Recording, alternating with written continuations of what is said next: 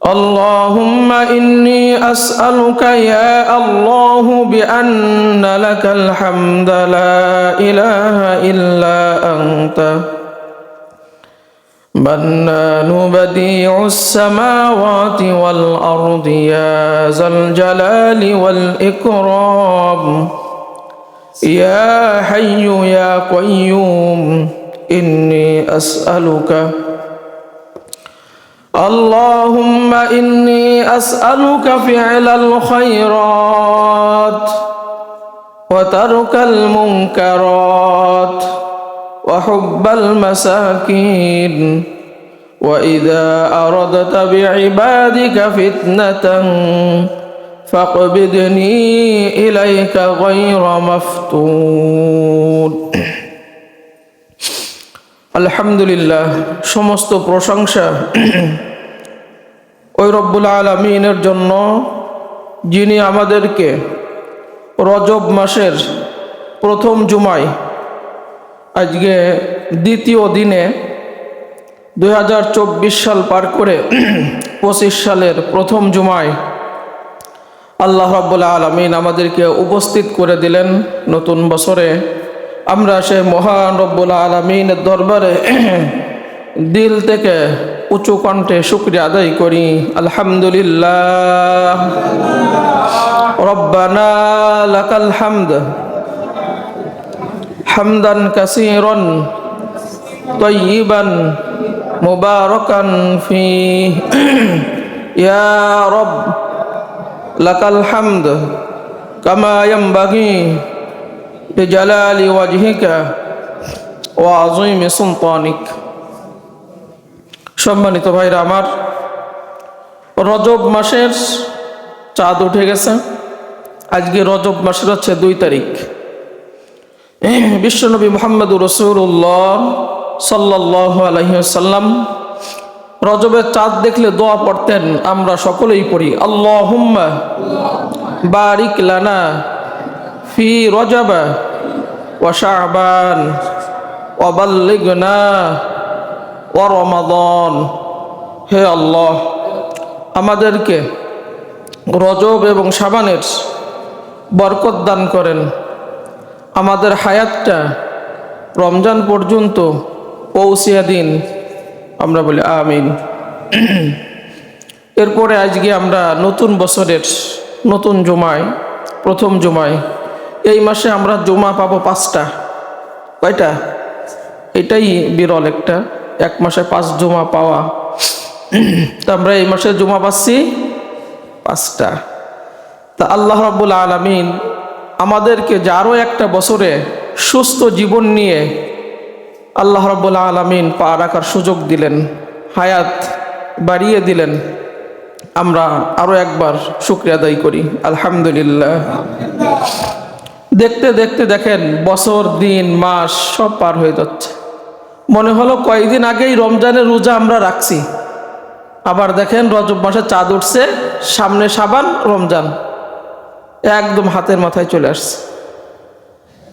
অথচ কত মানুষ এই মুহূর্তে, গত এরকম জুমার সময় হয়তো অনেকে দুনিয়ায় ছিল, কিন্তু এখন অনেকে কবরে চলে গেছে।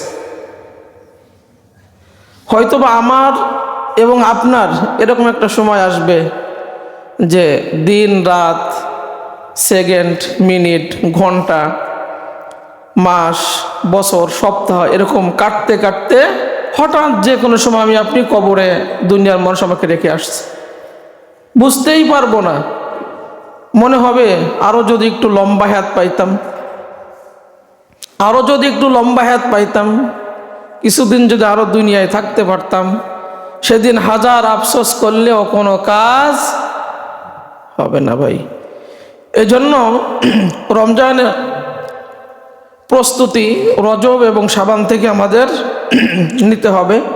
আমরা বেশি বেশি করে আল্লাহ রাব্বুল আলামিনের কাছে দোয়া করব, আল্লাহুম্মা বারিক লানা ফি রজব ওয়া শাবান ওয়া বাল্লিগনা রমাদান। বাড়িতে আমরা মেসেজটা পৌঁছাই দিব যে রমজান কিন্তু আর বেশি দূরে নাই, রজব মাসের চাঁদ উঠে গেছে, আজকে রজব মাসের 2 দিন। এটা আমরা বাড়িও পৌঁছাই দিব। ইনশাআল্লাহ। এই জন্য সম্মানিত ভাইরা আমার, গত জুমার আগের জুমায় আমরা আলোচনা শুনছিলাম যে যেহেতু আমরা একটা ধারাবাহিক আলোচনা চলতেছিল, মাঝে এই বর্ষবরণের জন্য আমরা ওই জুমায় একটু গ্যাপ দিছি, যে পরকালে কি কি প্রশ্ন সম্মুখীন হতে হবে, মনে আছে তো?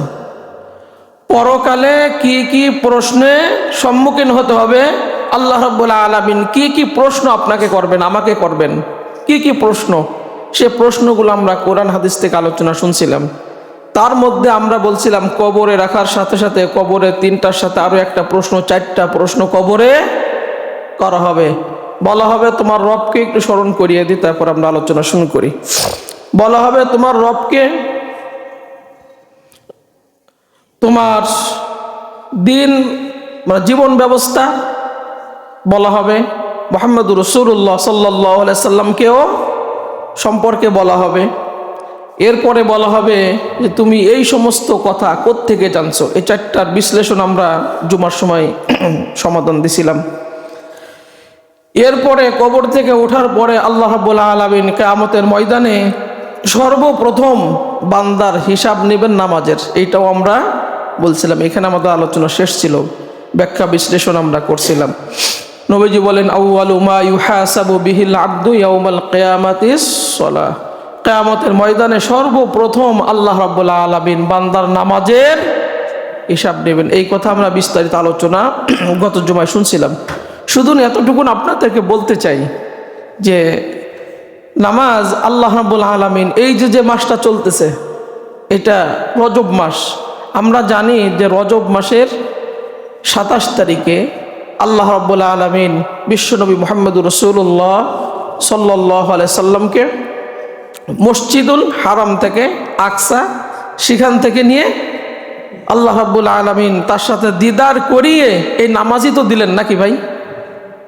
আল্লাহ রাব্বুল আলামিন দুনিয়াতে যত বিধান আছে, দেখেন ফরজ ওয়াজিব যত বিধান আছে, আল্লাহ রাব্বুল আলামিন সবগুলো কিন্তু দুনিয়ার থেকে ফরজ করছে নবীকে জিবরাইল আলাইহিস সালামের মাধ্যমে কোরআন দিয়ে, যে এটা এই করতে হবে, এই করতে হবে, সেই করতে হবে সব। কিন্তু আল্লাহ রাব্বুল আলামিন শুধু একটা ফরজ বিধান নিজের কাছে ডেকে মায়া করে ভালোবেসে আল্লাহ রাব্বুল আলামিন বিশ্বনবীকে বললেন, নবী আপনাকে ভালোবাসি, আপনার উম্মতদেরকেও ভালোবাসি, ভালোবেসে আমি 50 ওয়াক্ত নামাজ দিলাম। কাছে ডেকে, চিন্তা করছেন কোনো ব্যক্তি যদি কাছে ডেকে কোনো জিনিস বস্তু দেয়, সেই বস্তুর গুরুত্ব আছে না নাই? আছে না ভাই? আমি যদি কাছে ডেকে একজনকে বুঝাই পড়াইয়ে কিছু বলি, তাহলে ওইটা গুরুত্ব বেশি না? কাছে ডেকে কোনো জিনিস গিফট দেওয়া, এইটা অত্যন্ত গুরুত্বপূর্ণ। এটা আমরা আসলে উপলব্ধি করি না যে দুনিয়ার যত বিধান সব আল্লাহ রাব্বুল আলামিন দুনিয়ায় ফরজ করলেন, শুধু নামাজটা স্পেশাল ভাবে আল্লাহ রাব্বুল আলামিনের কাছে ডেকে কেন দিলেন? তাহলে এর গুরুত্ব অবশ্যই 100 গুণ বেশি। এই জন্য নবীজি বলেন যে শোনো, বাইনাল আবদি ওয়া শিরকি ইল্লা তারকুহা ফাইদা তারাকাহা ফাকাদ আশরাকা। বান্দার মাঝে আর শিরকের মাঝের, এই জন্য নবীজি বলেন নামাজ। বান্দার মাঝে শিরকের মাঝে পার্থক্য আছে। নামাজ, যে নামাজ ছেড়ে দিল সে শিরকের গুনার মতো সে গুনাহ করলো, কারণ এর গুরুত্বটা এত বেশি। কিন্তু আমরা এটা বুঝি না। আমাদের পরিবার, আমাদের সমাজ, আমাদের ছেলে, আমাদের মেয়ে, আমাদের ভাই, আমাদের বোন ইচ্ছা মতো স্বাধীনভাবে নিশ্চিন্তে নামাজ ছেড়ে দিয়ে ঘুরে বেড়াচ্ছে, অথচ আল্লাহ রাব্বুল আলামিন 7 আসমানে নিয়ে আরশে আজিমে নিয়ে কাছে ডেকে এই নামাজটা দিলেন। 5 ওয়াক্ত নামাজ আল্লাহ রাব্বুল আলামিন এমন ভাবে দিলেন যে 24 ঘন্টার যত গুনাহ হয় এই ফাঁকে ফাঁকে আল্লাহ রাব্বুল আলামিন এই নামাজ দ্বারা গুনাহগুলোই মাফ করে দেন। এই যে আমরা একটা জুমা আসছি, নবীজি বলেন আসসালাতু খামসা, আল জুমা ইলা জুমা ও রমাদান ইলা রমাদান মুফাক্কিরাতিল লিমা বাইনাহুন্না ইযা ইজতুনিবাতিল কাবাইর। 5 ওয়াক্ত নামাজ আল্লাহ এমন ভাবে সাজিয়ে দিলেন, আপনি ফজর পড়ছেন, জুমা পড়তে আসছেন, মধ্যবর্তী গুনাহ আল্লাহ মাফ করে দিয়েছেন। গত জুমা পড়তে আসছেন, এই জুমা, গত জুমা পড়ছেন, এই জুমা পড়তে আসছেন, আপনার ঈমান যদি ঠিক থাকে আল্লাহ রাব্বুল আলামিন মধ্যবর্তী গুনাহ মাফ করে দিয়েছেন। গত বছরের রমজান আপনি রাখছেন, এই যে সামনে রমজান আসতেছে, ধরেন 2 মাস পরে, আল্লাহ রাব্বুল আলামিন মধ্যবর্তী গুনাহগুলো আল্লাহ মাফ করে দেন। কত আল্লাহ রাব্বুল আলামিন বান্দাকে মাফ করার জন্য কত পদ্ধতি খুঁজতেছে, কিন্তু আমরা এটা নিতে যাচ্ছি না। আমাদের কাছে নামাজটা বোঝা মনে হচ্ছে।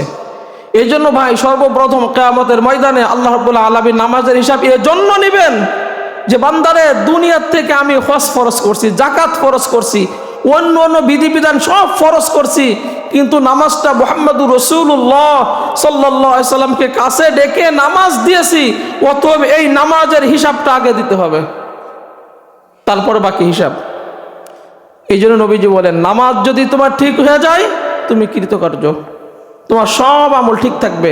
তোমার নামাজ ঠিক নাই, তোমার কোনো আমল ঠিক থাকবে না। তুমি যত বড় পরেজগার হও না কেন, নামাজ হচ্ছে ফাউন্ডেশন। ফাউন্ডেশন যদি ঠিক থাকে সব আমল ঠিক থাকবে, আর ফাউন্ডেশন যদি ঠিক না থাকে সব ভেঙে রানা প্লাজার মতো সব ভেঙে দুমড়ে মুচড়ে যাবে। এই জন্য সম্মানিত ভাইরা আমার, আমরা শুনছিলাম যে পরকালে কি কি প্রশ্ন সম্মুখীন হতে হবে। এখানে আমরা শেষ করছিলাম নামাজটা দিয়ে, যে কিয়ামতের ময়দানে আল্লাহ রাব্বুল আলামিন সর্বপ্রথম বান্দাকে প্রশ্ন করবেন, যে প্রশ্ন সম্মুখীন আমাদের আল্লাহ রাব্বুল আলামিনের সামনে হতে হবে, যে বান্দা আমি তোমার উপর নামাজ ফরজ করছিলাম, এই নামাজ তুমি যথাযথভাবে পড়ছো কিনা। আপনি যদি বলেন আল্লাহ গরমের জন্য পড়ি নাই, শীতের জন্য অজু করতে কষ্ট হয় রব্বুল আলামিন পড়তে পারি নাই, সংসারের কাজের জন্য রব্বুল আলামিন পড়তে পারি নাই, ব্যবসা বাণিজ্য করতে যে রব্বুল আলামিন পড়তে পারি নাই, আল্লাহ অসুস্থ ছিলাম পড়তে পারি নাই, আমি ধনী ব্যক্তি ছিলাম ধন সম্পদ রক্ষণাবেক্ষণ করতে যে আমি পড়তে পারি নাই। যত বাহানা আমরা দিই না কেন, বলেন একটাও কি গ্রহণযোগ্য হবে? হবে? একটাও গ্রহণযোগ্য হবে না। যারা গরিব মানুষ তারা রব্বুল আলামিনের কাছে আবেদন করবে, আল্লাহ আমি এতটা গরিব ছিলাম, কাজ করতে করতে পরিবার চালাতে যে রব্বুল আলামিন নামাজের সময় পাই নাই, আল্লাহ রব্বুল আলামিন মুহাম্মদুর রাসূলুল্লাহ সাল্লাল্লাহু আলাইহি সাল্লামকে দাঁড় করাইয়া দিবেন, নবীর গরিব সাহাবীদেরকে দাঁড় করিয়ে দিবেন, যে এই দেখো নবীজি দিনের পর দিন না খেয়ে থেকেছেন, ক্ষুধার যন্ত্রণায় পেটে পাথরও নবীজি মুহাম্মদুর রাসূলুল্লাহ সাল্লাল্লাহু আলাইহি সাল্লাম বেঁধেছেন, কিন্তু তাকিয়ে দেখো নবী এবং নবীর সাহাবীরা এক ওয়াক্ত নামাজ ছেড়ে দিয়েছে কিনা, তাকিয়ে দেখো দেশে কিনা। রাজা বাদশাহ রব্বুল আলামিনের কাছে বলবে, আল্লাহ রাষ্ট্র চালাইতে যে জনগণের খেদমত করতে যে রব্বুল আলামিন আমি নামাজের সুযোগ পাই নাই। আল্লাহ রব্বুল আলামিন বলবেন, তোমার এইটা ওজর গ্রহণযোগ্য না, তাকাইয়া দেখো আমার সুলাইমান নবীর দিকে, আমি রব্বুল আলামিন সমস্ত মাখলুকের রাজা বানিয়ে দিয়েছিলাম। কে কথা বলবে না? সুলাইমান আলাইহিস সালাম প্রত্যেকটা জীবজন্তুর রাজা ছিলেন, সকলে ভাষা তিনি বুঝতেন, রাজত্ব করতেন, তারপরও দেখো আমার অবাধ্য আচরণ কখনো করছে কিনা, আমার বন্দেগী থেকে সে ফারেক হয়েছে কিনা। ধনীরা বলবে রব্বুল আলামিন ধন সম্পদ কামাই করতে যে রক্ষণাবেক্ষণ করতে যে রব্বুল আলামিন নামাজের সুযোগ পাই নাই। আল্লাহ রব্বুল আলামিন ইব্রাহিম আলাইহিস সালামকে দাঁড় করাইয়া দিবেন, যে এই দেখো সবচেয়ে নবীদের মধ্যে ধনী ছিল হযরত ইব্রাহিম আলাইহিস সালাম, এত ধন সম্পদ রব্বুল আলামিন দিয়েছিলেন, কিন্তু দেখো এই ধন সম্পদ তাকে আমার পথ থেকে কখনো বিচ্যুতি করতে পারে নাই। কি জবাব দিবেন?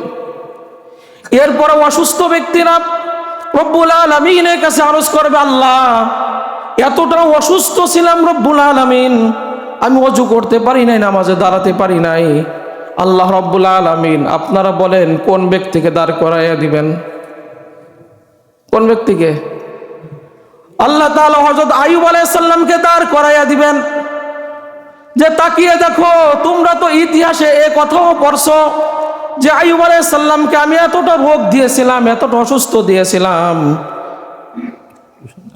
আল্লাহ রাব্বুল আলামিন এতটা অসুস্থ দিয়েছিলেন, এতটা রোগ ব্যাধি দিয়েছিলেন, শরীরের এমন কোনো জায়গা বাকি নাই যে সেখানে পোকা ধরে নাই, এমন কোনো জায়গা বাকি নাই জিহ্বা পর্যন্ত পোকায় ধরে পচে গেছে।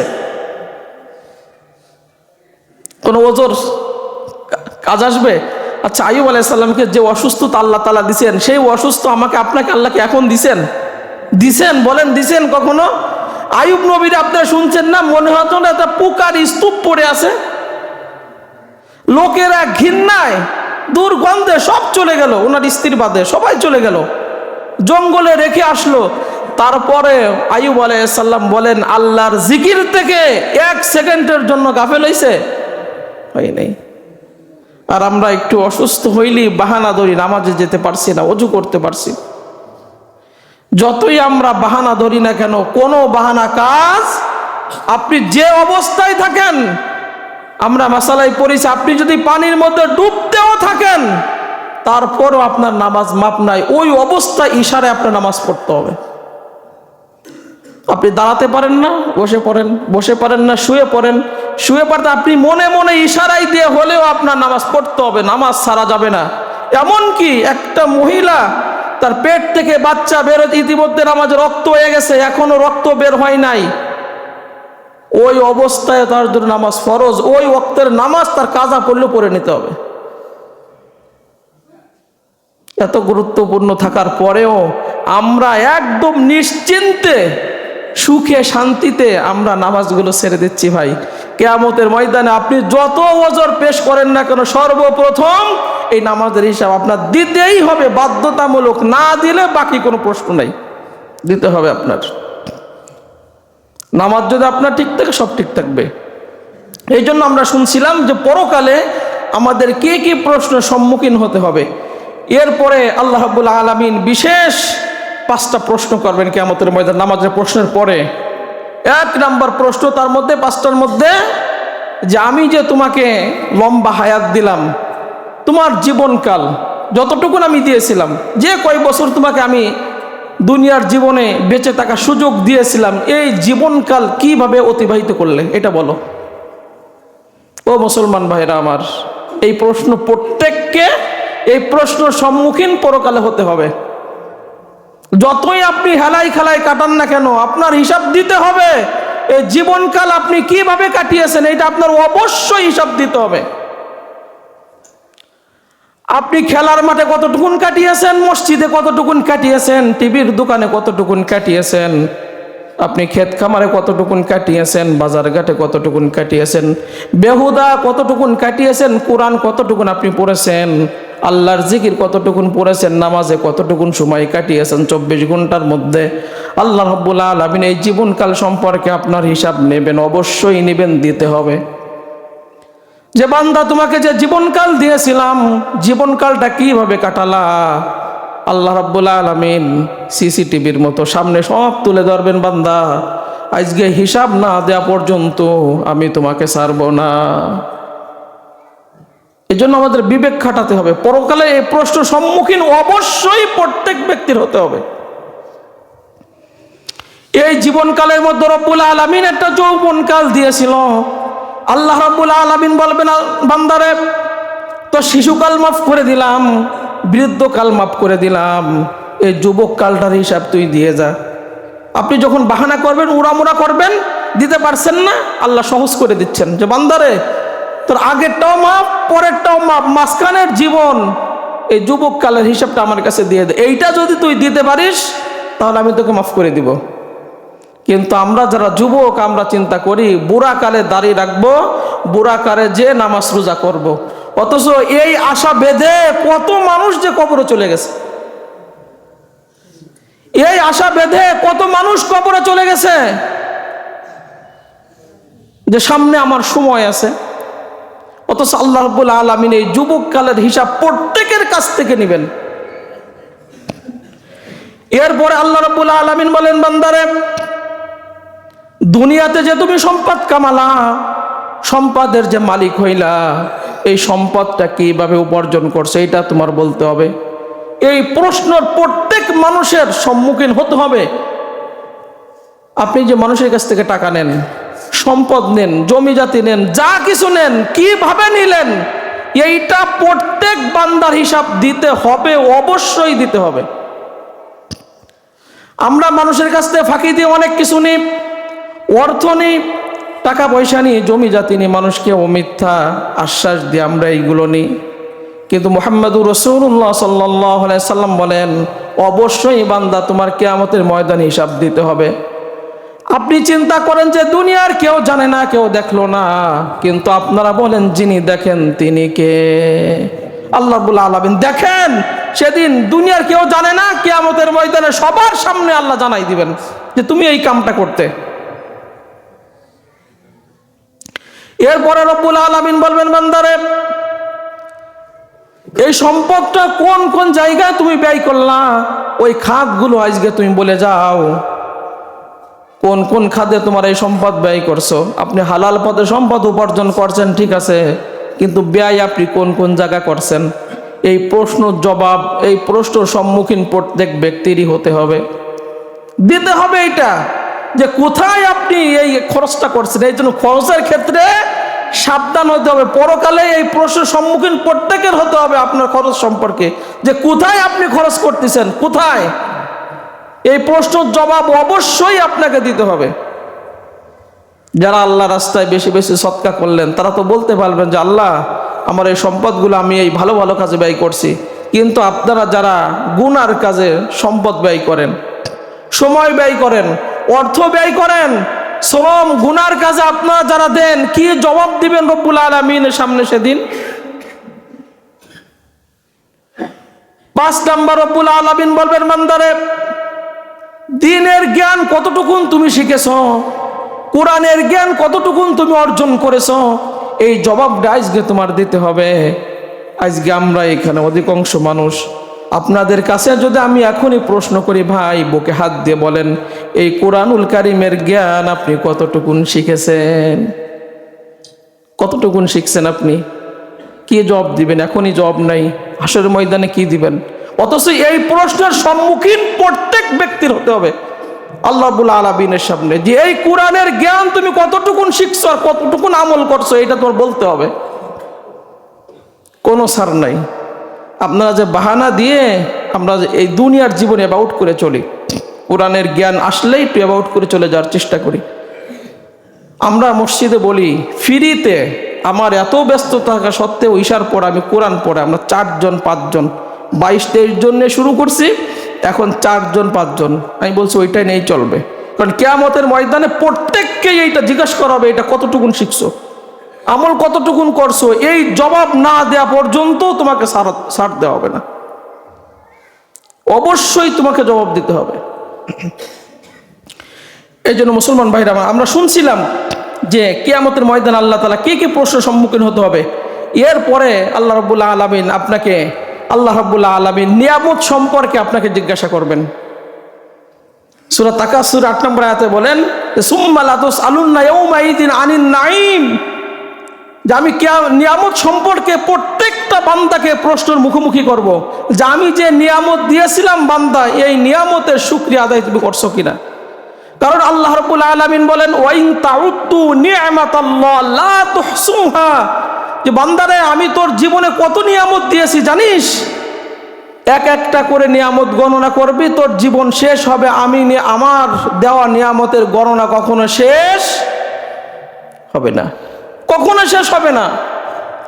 এই যে আমরা দেখেন সুস্থভাবে বেঁচে আছি, সুস্থতার নিয়ামত, এইটা যে কত বড় নিয়ামত, অসুস্থ না হলে আপনি এটা বুঝবেন না। তা আল্লাহ রাব্বুল আলামিন যে সুস্থভাবে বাঁচিয়ে রাখছেন, ঠিক এই মুহূর্তে কত মানুষ দেখেন গুনার কাজে আছে, হাসপাতালে আছে, রোড ঘাটে আছে, বাজে গুনাহ বিভিন্ন কাজের মধ্যে আছে। তা আল্লাহ রাব্বুল আলামিন আমাদের এতটা নিয়ামত দিয়েছেন, এতটা দিনের বুঝ দিয়েছেন, যে ওই নিয়ামতের দ্বারা আমরা সুস্থ জীবন নিয়ে মসজিদে আসতে পারছি, আমরা শুকরিয়া আদায় করি, আলহামদুলিল্লাহ। আল্লাহ রাব্বুল আলামিন কিয়ামতের ময়দানে সর্বপ্রথম নামাজের এই সব প্রশ্নের পরে এই নিয়ামতের প্রশ্ন যখন আসবে, সমস্ত নিয়ামতের মধ্যে আল্লাহ রাব্বুল আলামিন 2টা নিয়ামতের প্রশ্ন প্রত্যেক বান্দাকে করবেন। 1 নাম্বার প্রশ্ন করবেন যে বান্দারে, আমি কি তোকে সুস্থ শরীর দেই নাই? 1 নম্বর প্রশ্ন নিয়ামত সম্পর্কে, যে আমি কি তোকে সুস্থতা শরীর তোকে আমি দেই নাই?